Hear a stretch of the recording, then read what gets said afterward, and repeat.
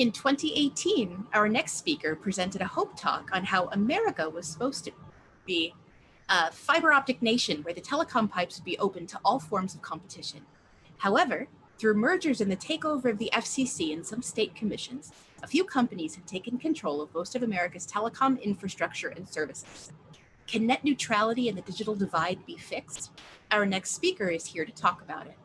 Please welcome Bruce Kushnick with Irregulators versus FCC, the trillion-dollar broadband and accounting scandal. Hi, everybody. My name is Bruce Kushnick, as mentioned.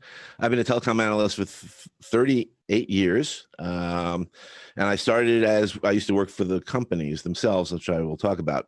But the most important thing that you should understand today is that we are in the middle of a major legal challenge currently to go and redo the entire infrastructure of the United States, to basically make it so that the fiber optic wires are more important than the wireless networks that are being put in, and that we already paid for the fiber optic wires. I'm also going to talk about a scandal that most people don't know, that the accounting that's been used for the state commission, for the states, of which they have been in place since the year 2000, basically takes most of the money that's been the expenses and dumps it into the state utilities to make them look unprofitable. This has caused at least $500 billion of overcharging, which I will explain. So let me start off by giving you a basic understanding of the world as I see it. The year is 1984. AT&T is about to break up, and AT&T controlled all of the wires in the United States, pretty much, except for GTE, which was a separate incumbent local phone company. But AT&T controlled all of the wires, including the East Coast, the West Coast, such as Pacific Bell or New York Telephone. It also controlled all the long distance services. So if you made a call from your house in New York to California, that was a long distance call. At the same time, it controlled all the hardware and the technology. It controlled the switches that were in the networks, and it controlled actually the phone, the rotary phone. So in 1984, they decided, under the Ronald Reagan's administration, to go out and break up AT&T, and they created separate, independent, quote unquote, phone companies known as regional bell companies that controlled multiple state utilities. So in the case of New York, New York was part of 9X, which was the New York Telephone, and 9X basically controlled the state of New York, and as well as Massachusetts, Maine, New Hampshire, Vermont, and Rhode Island. And then there was Pacific Telesis, which controlled California and Nevada. Now, what's interesting about all these things is that there were 7 baby bells, and at this point in time, they've been eaten alive, and the siblings married each other, which was definitely an act against God, as I will discuss. So you have a situation where in 1984, you have these separate companies that are basically claiming they're going to compete with each other, and we go forward to 1992. And so I should start. So I was a consultant. My background was I went to MIT and was I guess you would call it a phone hacker. We used to make these little boxes that made phone calls around the world, and we used the tone 2600 to disconnect the operator and connect us to the international phone line so that we can make calls around the world. And we were working the dorm I was in was torn down, named Bexley, so I can mention it. And basically we were working with other groups, including, I've heard, Captain Crunch, and a guy named Wozniak out in California building boxes with Apple. So I had a vision of a thing called touchdown service, and I understood digital recording because I had taken classes in the psychoacoustics lab at MIT, of which I was involved with trying to figure out how to make speakers sound good. And I took acoustics with somebody named Amar Bose, who was teaching acoustics. So I hung out with a fast crowd. Anyway, those lessons that I learned were in 1984 when the breakup happened. Nobody had a clue about the networks themselves. They were, in case you don't know, there's touchdown services, basically tones. It's actually sounds. So, and I have a degree in music, so along the way. So what happened was I knew a lot about the recording of digital sounds. I knew a lot about the touch tone service and how the networks work. And so I went from being a musician to writing research reports for International Data Corp's Link Resources. And I wrote a bestseller where I basically predicted that the addition of new technologies would change the way we use the phone networks. Fast forward 1992, I ended up working and developing the first 3-digit dialing service, 511, with Cox Newspapers. And I also was heavy into something called the information superhighway. So in 1984, AT&T breaks up. 91, Al Gore and Clinton announced for the National Broadband Plan something called the information superhighway. Now, the information superhighway was to take the original state utility copper wires and replace them with a fiber optic access line, i.e. a replacement of the wires that were in there. Now, everybody was entitled to phone service starting in 1934 with the Communications Act in 1934, which said that the wires, which were going to be copper, everyone was entitled to it. So by the 1960s, America had been wired. But those wires were never really upgraded or changed. And so by the time we are hitting the 1992, most of America had already been wired with a copper wire, and now the plan was to just replace it. As a senior telecom analyst to the companies, I had the misfortune of actually looking at the financials to see that that were being pitched. So Verizon, what is now Verizon, went to New Jersey Bell, went to the state and said, we will rewire the entire state of New Jersey by the year 2010 with 45 megabit services in both directions, and we will start in 1996. Now, the one thing that bothered me about this is, okay, they gave me the plans as a senior telecom analyst, and then I realized none of the numbers matched. You couldn't actually build it for the services, and the hard drives that were on computers at that time happened to have been only 40 megs. So the idea that they were going to deliver 45 megabit services in both directions and that it would only cost $900 per line, which is what they gave the states, seemed to be a little odd. So I stood up at the National Press Club and I said, excuse me, we should separate the wires from these companies because they're never going to open the networks to competition, and they're never going to go out and upgrade the networks. And unfortunately, I was correct on both fronts. So in 1996, the Telecommunications Act happened, and it was supposed to open up the networks to competition, and everybody was supposed to be able to choose their own internet provider, their own long distance company, their own broadband provider. And I got one prop, my favorite of all. This, backwards, is the Internet Service Provider Directory for 1998.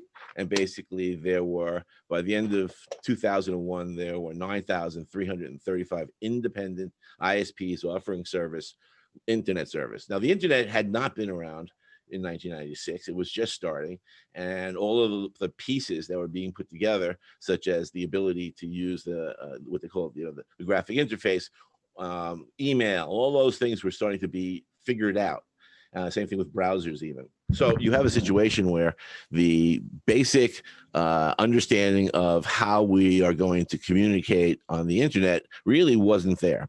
There were companies like AOL that were offering what they call walled-in networks, but this was to take the regular phone network, take a cable, take your computer, take a modem, and you would dial up the internet service provider and connect to the internet. This model was the original model, was considered to be inferior in 1992 when they were pitching the fiber optic wires, of course. But by the year 2000, they had not wired America. They had basically collected money for it. And by the year 2004, in 1998, I wrote my first book called The Unauthorized Buy of the Baby Bells, with a foreword by Dr. Bob Metcalf. And Bob's idea was that he called it copper tone, which is we should separate the wires from the companies because they were never going to open up the networks to competition. And we saw the networks being opened and then the networks being closed. So by 2004, the FCC says we're going to close all the networks to competition. And essentially, and this was under Michael Powell, essentially what happened was the phone companies just took over the FCC. And by the end of it, 7,000 small internet providers had been put out of business. We had created with Congressman Adler the Broadband Bill of Rights, and that didn't go anywhere. And we also had a summit with the Small Business Administration's Office of Advocacy to try to save all of the small ISPs. It didn't go very well. In fact, what happened was all of the companies, so a small ISP would go to 9X or New York Telephone and say, I want to rent the wire. They would place their order, and 40% of the times the orders didn't go through. And that was documented by a number of places that we had. So by 2004, I wrote my second book called, actually he forgets, Broadband, 200 billion broadband scandal. And that book basically took all the information that I knew up to that point and was basically said, we were supposed to have half of America finished by now with fiber optics. And we were all paid about $200 billion for this process. Now, I had tracked, being the nerd that I am, in every state, all of the changes to state regulations and all the monies that were accrued based on those changes. You would think that somebody else had noticed, but it really hadn't happened that way. And the FCC decided to ignore all of the state commitments. So what you have is a situation where by 2004, the entire networks were being closed to competition. Now, the interesting thing is that Verizon was, I should give you what happened with the companies. So in 1996, there were 7 baby bells, and there was AT&T and a company called MCI and a company called Sprint offering long distance. But these companies wanted to go into local service and rent the wires. Unfortunately, what happened was the networks were open. These guys started offering the services. The incumbents refused to go out and actually close the orders for most of the companies. And by 2004, they figured out that AT&T and MCI were put up for sale, and the baby bells, these companies, had already started merging. Now, SBC, which was Southwestern Bell in Texas, Kansas, it bought first California, which was Pac Bell in '96. And saying that it was going to bring broadband to the States. And then in 1998, SNET, which was Connecticut, it bought and said it was going to spread out and it was going to take over the East Coast using Connecticut. And then it bought Ameritech, which was the 5 states, including Illinois, Ohio, Indiana, Michigan, and Wisconsin. Yeah. Hey. And those states were basically bought in 2001, and then SBC finally bought AT&T and changed its name to AT&T, but it basically was the baby bells all in one place one time. So by the end of 2007, what is now AT&T had bought another baby bell called Bell South, and Bell South was Florida, South Carolina, those states, Mississippi. And so at the end of this, AT&T owned 21 local incumbent states. Now, along the way, just going back, all of these companies had made commitments in their states to go out and roll out fiber optics. So let me give you some examples. Pac Bell in California was supposed to have 5.5 million households wired with the fiber optic wire by the year 2000. And spend $16 billion starting in 1996. SNET in Connecticut was supposed to spend $4.5 million and have the entire state finished by the year 2007. Ameritech was supposed to have 6 million lines of fiber in the year 2000 and for the other states. And in each of the mergers, they were all supposed to be competing with each other out of region. So Ameritech and SBC with its Ameritech, with its Pac Bell, was supposed to go out and be in 30 states in 30 months or pay penalties. Well, of course, they didn't pay any. They paid trivial penalties, and in each of these conditions, when SBC took over that state, it closed what was being built. So in California, in 1996, there was agreements in San Diego, San Jose, Sacramento, and I think San Francisco, all to be wired with fiber, and they never did it. And they basically in 98 or 97, SBC, after it took the merger, shut everything down that was being built and didn't give the money back to the customers, even though there were rate increases. Now, the way it went was, oh, we're poor phone companies. We can't really build these networks. So if you just let us charge a little more for the customers, we'll be glad to build them. So by 2004, they had basically they'd all been starting to merge. They were all just a couple of companies. And then they decided that what they would do would roll out. Verizon announced Fios, which was a fiber optic to the home service. And AT&T announced Uverse, which was supposed to be a fiber to the home service, and they misrepresented it. And so it was using the old copper wires, which they claimed were didn't work, for Uverse. By 2000, and Verizon, cable service to compete with the cable companies. And guess what? It didn't really go the way that anybody thought. And well, it went the way I thought, which was they made these commitments and then didn't build out the networks. So in various states, they decided to roll out Fios. And I knew New Jersey very well because I had actually tracked the original commitments, which was done in 93. And then in 2006, I testified with our group saying, excuse me, there's already a commitment to have the rest of the state wired by 2010. Why aren't you actually fulfilling that obligation? And the commission didn't even know there was an obligation because there is no institutional memory, I've discovered. So you have a situation where basically in every state, the companies went back to the state, even if they said that they were going to roll out something prior to that, and then said, oh, no, this is all new. This is all different. This is fiber optics. And by 2010, Verizon announced it was going to stop doing Fios, and AT&T said it was going to stop doing Uverse. And that suddenly in 2007, we had a little twist. AT&T came up with, Apple came up with the app and the iPhone, and all of a sudden, the phone companies decided we are no longer those stodgy wireline companies. We are now the high class, and we can make more money, wireless companies. So they all decided to go out and change their business plan to go be wireless. Now, you can't blame them for being wireless, except for the fact that they didn't actually fulfill their obligations to wire most of the cities or most of the states.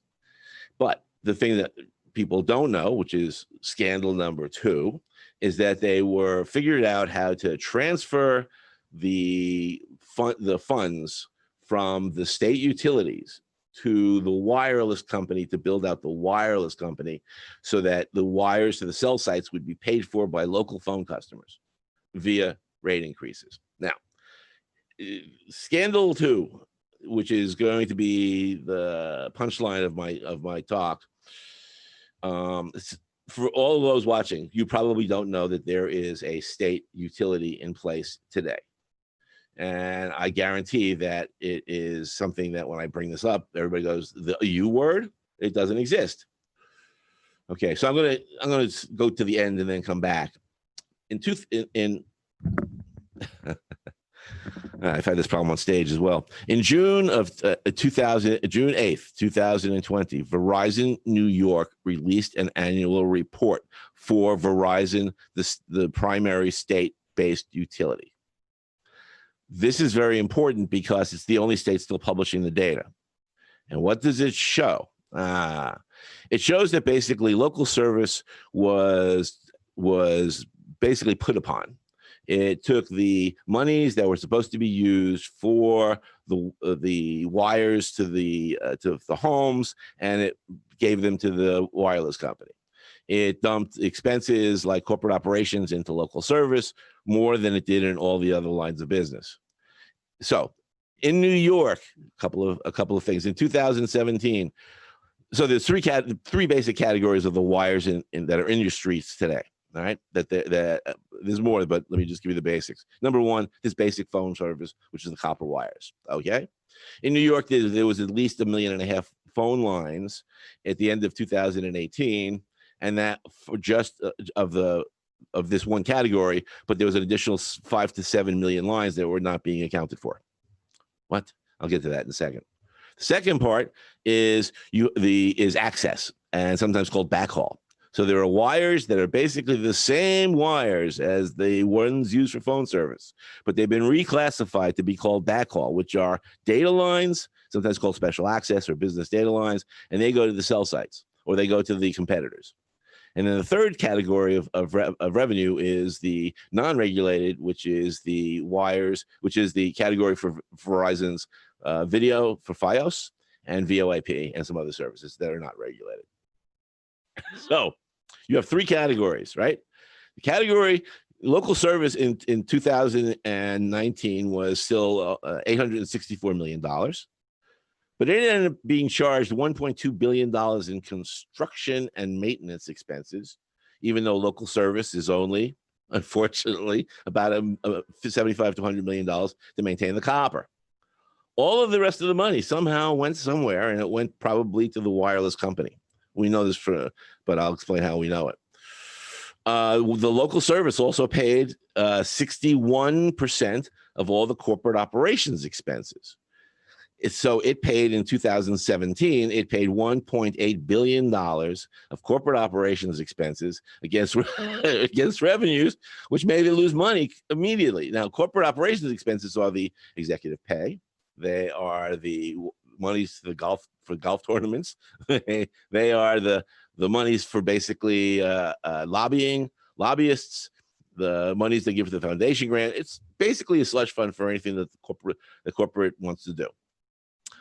Why is local service paying 61%? Oh, I have to give you my favorite, marketing. So in 2019, the new report, local service was charged $205 million for marketing, of which they stopped selling local service in New York and other states, yet they still are charging $200 million for it. And that's because it's 54% of the total. Now, what happened was crazy. All right. Back up to 2010 in New York, I find that New York is the only state that starts publishing annual reports, and I have no idea what these things mean. There's all these numbers, and to be quite honest, it was not my area of expertise. But by 2014, we had put together a team which turned into the Irregulators, and one of them is a former assistant attorney general of the state of Texas. Another one is a former FCC assistant chief of the pricing policy division, a specialist in dealing with accounting numbers. Over a period of 5 years, it took us, we figured out that the FCC's rules and formulas were being applied to the state utilities to make them look unprofitable on purpose. At which point, then they could say, oh, they're unprofitable. We don't have to upgrade them. Oh, they're unprofitable. We need rate increases. Oh, they're unprofitable. We can get rid of the unions. And so what happened is they set the FCC in 2001, set the accounting rules to match the year 2000. In 2000, local service was 65%. It paid 65% of the revenues and expenses.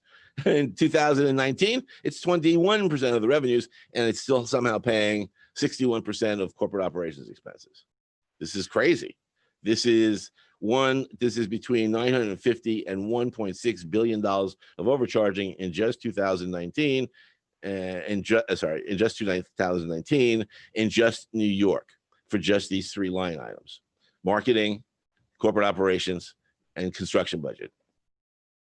How crazy is this? Is if you multiply it out to the rest of the country, it's over $25 billion that are being charged currently that could be used for other things. Now, we know that we are sitting here with the pandemic, the digital divide, and we're all in our homes. Well, it turns out that this money, we believe, can be used to go out and rewire the fiber optic parts of America. Now, what happens? There's a couple of other points to this. First, everybody's screaming about 5G and wireless. I should address this. 5G is not profitable when you take away when it has to pay the budget for its construction, and it has to pay the access fees, and it has to pay the rights of way and all these other things that somehow it got away from paying. This is a serious problem.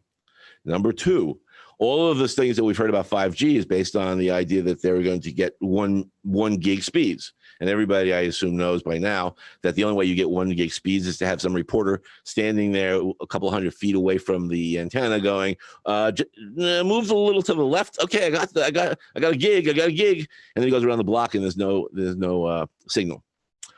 So what's been happening is they've always used the shiny bauble, the new technology, as the way to get rid of regulations. So the play for 5G has nothing to do with wireless. It has to do with the fact that we have a situation which is kind of not understood by most people. America is based on a series of state utilities, most of which are being dismantled. They're being dismantled by a series of regulations and obligations that are being stripped away by the FCC, using the losses that are artificially created to say that we have to get rid of the regulations. So if you go to the FCC's 5G fast page and you look at the 5G fast page and you go down a little, you scan down, what you see is, well, we have to get rid of net neutrality. We have to get rid of, because it gets in the way of being able to use the networks. We have to do what they call the copper transition. We have to shut all the copper wires off because, of course, it's getting in the way of the wireless companies. We have to go out and get rid of and make private property of the special access lines. Now, the special access lines now in New York have a profit margin of 55%, which is basically monopoly rates, while local service, which is in the same set of books, is losing $1.9 billion. So all of these numbers that I've just mentioned to you comes down to a couple of basic facts. Number one is, over the last 20 years, they've been able to manipulate the accounting to make the entire U.S. infrastructure appear unprofitable. Two, they were supposed to turn that infrastructure into fiber optics and did not do it. And this is a very serious problem because, as we see there today, most of the areas that in the United States have one provider that offers high speed, which is the cable company. Three, pricing. There's a couple of reasons why we're paying 2 to 14 times more than in Europe. And this is and Asia. And there's a bunch of studies that we've published showing that currently in a Rewheel research found that in most of the EU, you can get unlimited gigabits service, unlimited meaning 1,000 gigs with the service for 5G, and it will cost you somewhere around $25. In the United States, it's $70 to $90, and you get maybe 50 to 75 gigs. When it comes to the triple play, America's paying, my triple play now is over $215, and I did want a wire phone line, so I pay through the nose for that. But in Europe, it's up to $40, $35. So my feeling is why is that pricing differential important? Well, first, if we don't solve it, it turns out that in doing studies, most of the people who are not online can't really afford either don't have or don't want to spend large sums of money on their connectivity. In most cases, it's a double threat because the rural areas weren't properly upgraded. So you're sitting with, how do you fix this part? So in the budgets that I talked to you about, Verizon New York annual report, which just came out, which happens to be we're putting it up, by the way, with a pop quiz so that people can actually read, see for themselves the numbers, which will go out in the next 2 days. What we believe is that basically it's time to renovate. Okay, I have to back up. So a group of us got together called the Irregulators, and we decided, how do we fix all of the stuff that's broken? How do we go after all of the cross subsidies that are making local service look unprofitable? How do we bring fiber to the home? And more importantly, how do we make it so that prices go down? And the answer for us was, the only thing left to do was to sue the FCC over these accounting rules. Because if we didn't do that, as we found out, the states are still using these accounting rules. They think these accounting formulas. They think that there's nothing wrong with them. They've never done an audit themselves. So you have pretty much every state being overcharged. So we took the FCC to court, and we got the decision we want. So the Irregulators are now going back into New York, and I don't want to go all the details, but we're going back into New York, and we're calling for an investigation of all of the cross subsidies, of which we believe, as I mentioned, there's $1 billion, $1.5 billion on the table to go after, and that we're going to start doing this in other states and get the state legislatures to start calling for the investigations. At the same time, we have to go after the actual profit margins of things like the access fees, which are known as backhaul. If we don't do that, we'll never get lower prices. It just can't happen. Because the companies now have control over the wire. They have control over all services over the wire. And it turns out that the wireless is part of those wired services, whether we like it or not. And pretty much all of the wires were paid for. Now, it turns out that we have a lot of details that are very important.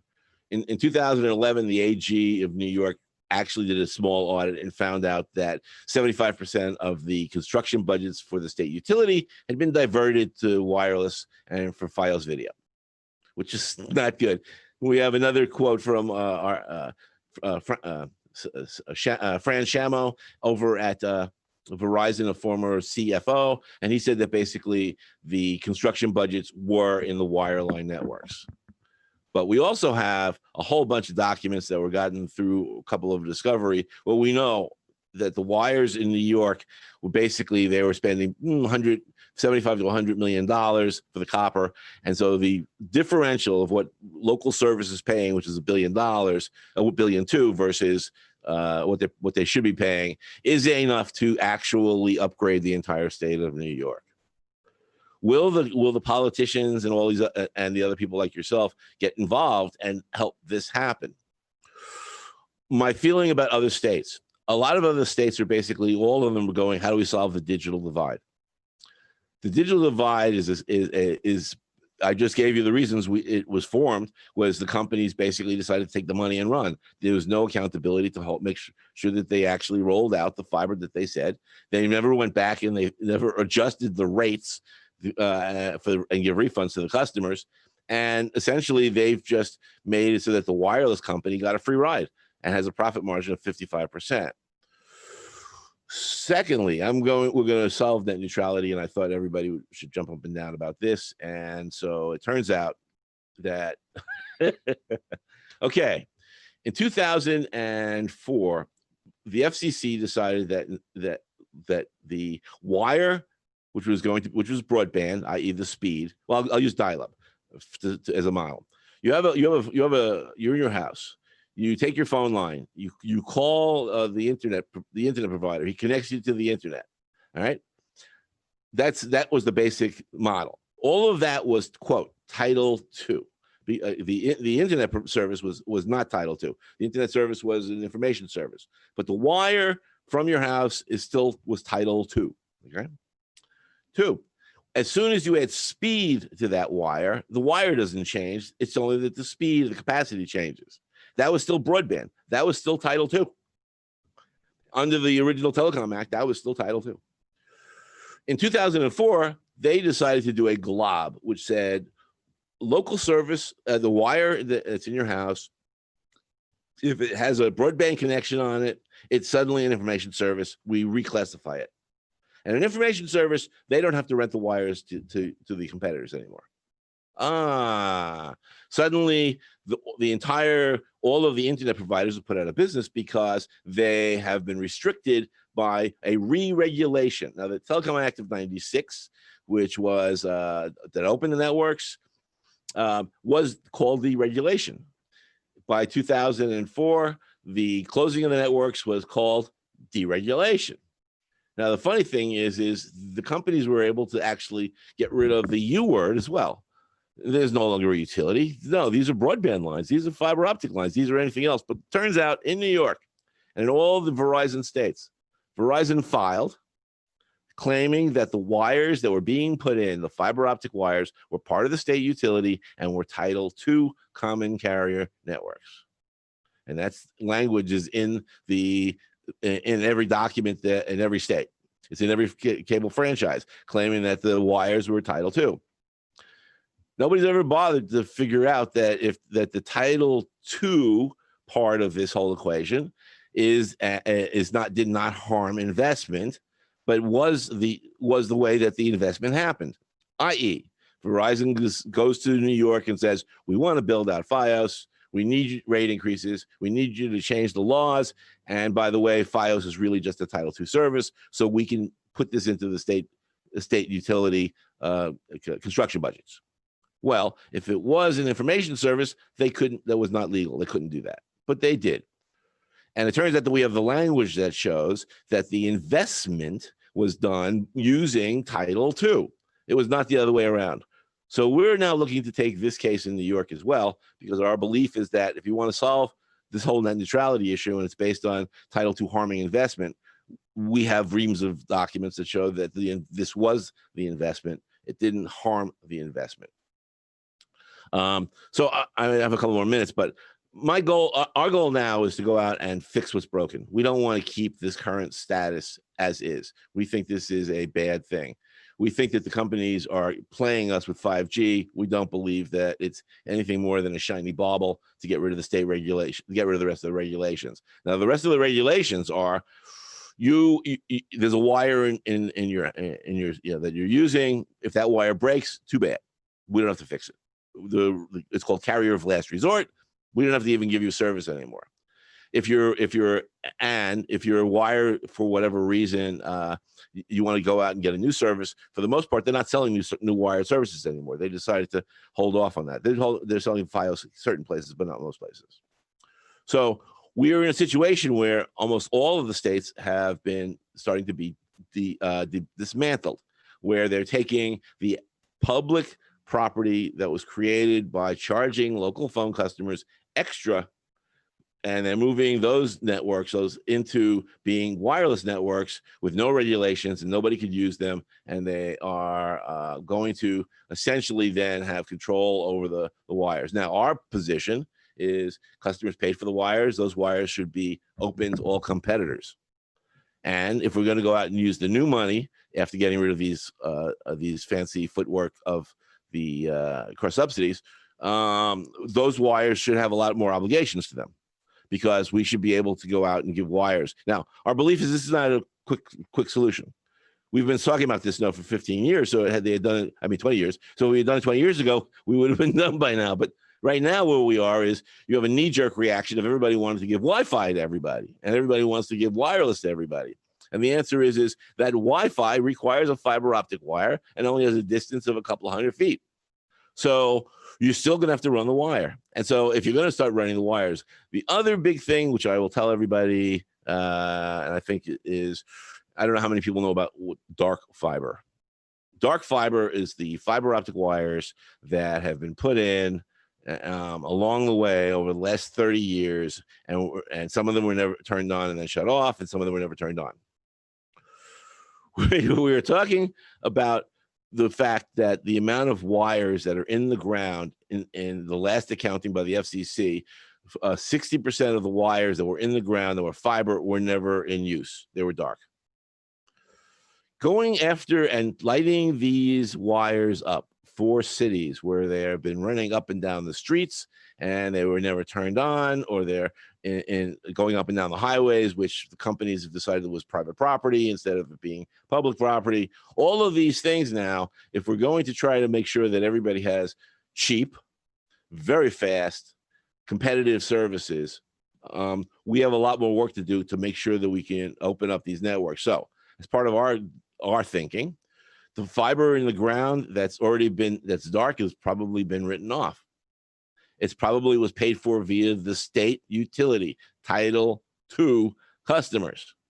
It probably was charged as part of rate increases that the companies got, and then the wires just sat there. And talking to the union guys around the country, it's very obvious that a lot of people don't know that the wire is there, even in the cities. There's no maps that they're going to show easily to find all this stuff. And to be quite honest, in going through what's happening, we found out that there were agreements, for example, in San Diego, in San Jose, and other parts of California that were supposed to go out and be wired. And they have maps of what was supposed to be done, and they were never done. But in San Diego, they started wiring. And they may have wired for a couple of years without doing it. Now, this is the old technology, but it may be better than nothing at this point to get things kickstarted. We also believe that some of the copper that's still in place can definitely get high speeds when it's bonded, meaning you take 2, 3, 4 lines, you put them together, and you get 100 megs in both directions. Other companies are doing this now. The phone companies claim it's private property, but if it's already been written off and customers paid for it, I think we need a new model. The amount of money that's been cross-subsidized now comes out to be, over the years, about 50 to $60 billion annually. So when I say that there's $1.1 trillion of overcharging, It's because the continuation of the first part, which was customers, the state laws were changed, customers paid extra for the fiber optic wires and didn't get them. And we tracked that. And then alongside that was this whole other scandal where the accounting has been manipulated to go out and make it so that the entire networks look unprofitable. And so they could do these manipulations. Our fear is that this is mostly just hand waving and that we're going to end up with crap networks over the time. And we're not going to go out and really fix the issues that are out there. And I think it may be that the final take could be, we may have to go out with a called structural separation, meaning, okay, the companies themselves have not been a good, have not taken care of the networks. They basically let them deteriorate, which is the serious problem throughout the United States. They left rural areas because it wasn't, quote, profitable for them based on manipulating the accounting. So all of these things, and they basically then did things like bought advertising companies so that when you go online, they can track you, and all these other pieces of things that are just onerous. So our feeling is it may be time to discuss and bring to the discussion the breakup of AT&T once again, i.e., we separate the wires from these companies and we start creating we reinstate the utilities to be stronger and more resilient, but also use this extra money to go out and build them out. This is not government subsidies. Bruce, thank you. This has been incredible. And I have to tell you, the Matrix, the live chat with people who are listening to your session, the chat is absolutely on fire. We have a ton of questions that have come through. I'm just going to pass you a couple because we only have a few minutes before we need to finish the session, but people are loving this. And I want to remind everybody that you can also go to the hallway track after this talk is done if you want to continue these conversations, because they're amazing. So the question I'm going to ask you is, how can people get involved and help fix this? This is what people are talking about. They want to know how to help. How can they help? We're starting a campaign in the next 2 weeks to make that happen. The problem has been the pandemic slowed everything down to a crawl. And to be quite honest, we have to raise, just so you know, the court case that we took cost over $250,000. So we have to go out and raise a large sum of money to take legal actions because nobody's going to do these fights. The politicians are not going to step up to the plate, and this is a serious problem. And so we're both, all of us took a personal hit on all this money. The third part is we're going to need state by state a real fight. And we're going to make it clear about what the fight is, what they can do, and how to sign up. I could use help in getting people to aggregate and sign up. So if anybody wants to help us do that part of it, some organization, I think that'd be great because we are a bunch of old guys. By the way, I'm going to be 69, so getting. And everybody else is either on Medicare, Medicaid, Medicare, and we all have ARP cards. I'm sorry, it's. Yeah, I'm going to interject because you were talking a lot about New York, and I'm in New York City as well. I'm in Rochester, and a lot of hubris happened last year and the year before with Spectrum and the merger that happened with Time Warner Cable, and the requirements that they had to deploy to about 100,000 homes, and they didn't meet it. So the state was going to kick them out and make it into a public utility instead. There's like some backroom deals going on now because of that. And well, let me give you a little heads up on this because Cuomo cut a deal with Verizon and put Verizon's president of the East Coast as one of the new commissioners at the state commission in 2018. And his staffer, Lisa Eve, who testified against us, made statements that border on perjury. And he is not going to go after Verizon. And he basically shut down the original calls for cross-subsidy investigations in the state of New York that we had brought forward. So both of the companies, as far as I'm concerned, we need to go after. We can't just go after one of them. But we have to. The question comes down to we gave them a franchise, we gave them the rights to do these things, and then they're milking us for what we're worth. I think we have to go out and come back with what I call a clean sweep. We have to get rid of the whole idea that these guys are doing a good job, because they're not, especially Verizon. When Cuomo said that, the number of lines, he didn't say, well, Verizon didn't show up in these places either. which they were supposed to. So we got just, we did get an investigation. It ended in 2018. We got 32,000 lines of fiber installed in unserved areas in New York, and we got the copper to be reinstalled, to be upgraded with the CWA, the union guys. But this was just but when we wanted to go forward, Cuomo stepped in and said, well, we're not going to let them do that. And so my feeling is and I tried liking Cuomo recently because of the, I thought, okay, he's trying to do the pan. But my feeling is he talks out of both sides of his mouth on this one. And so we're going to try. Don't most politicians do that though? We're going to basically try to get the new commissioner to recuse herself because so they redacted certain information. They redacted the salaries and compensation to the executives, of which in 2017 she's one of the executives in the in the information they redacted. They redacted the number of lines. So that which is ridiculous. So they don't want you to know how many lines there are. So in the way they account the lines, they say, well, there are the basic copper lines. And then they don't say, well, there's the DSL lines, there's the special access lines, there's the FiOS lines. So I imagine there's some fudging going on because, we're counting each pair of cable in this big giant, T1 bundle that nobody's using. It goes to a building that nobody has phones on anymore or something like that, right? Right. Or they, with special access, they have $1.9 billion of revenue and 0 lines.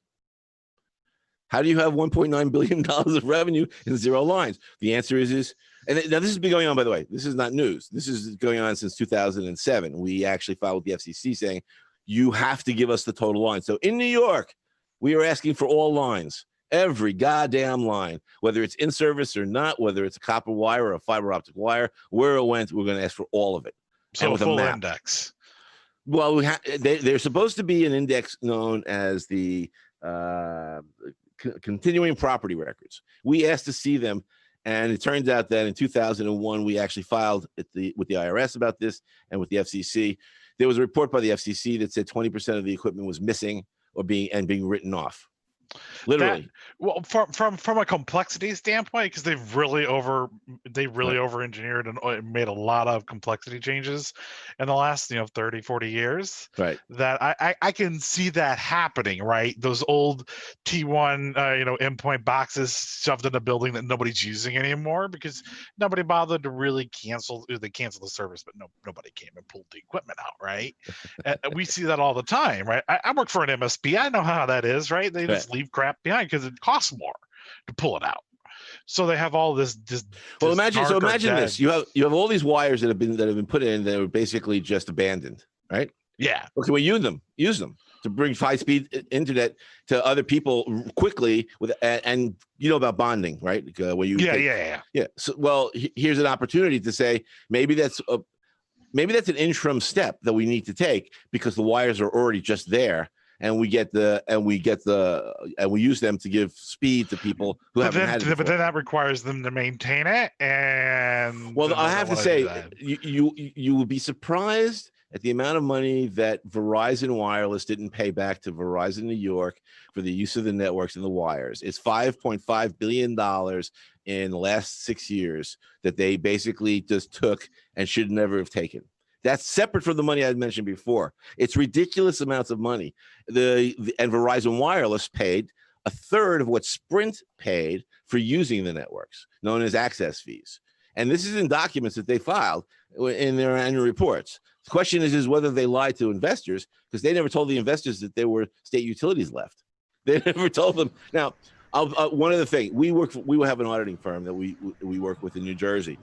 There's at least 3 times the amount of wires that are in the ground. They're not counted anymore. 4 times that should be in the documents. So we actually have about 30 seconds left. So I need you to sum up. If people want to find you, get in touch with you, what's the best way for them to do Bruce that? Bruce@newnetworks.com. Fantastic. Yeah, I can really push. To be quite honest, it's an open. We're going to have an open call in the next couple of weeks, so we'll do. Maybe we can do a webinar and tell everybody what's going on and get more action from Hope Gang to go out and build the army that we need to fix all this stuff. That'd be great.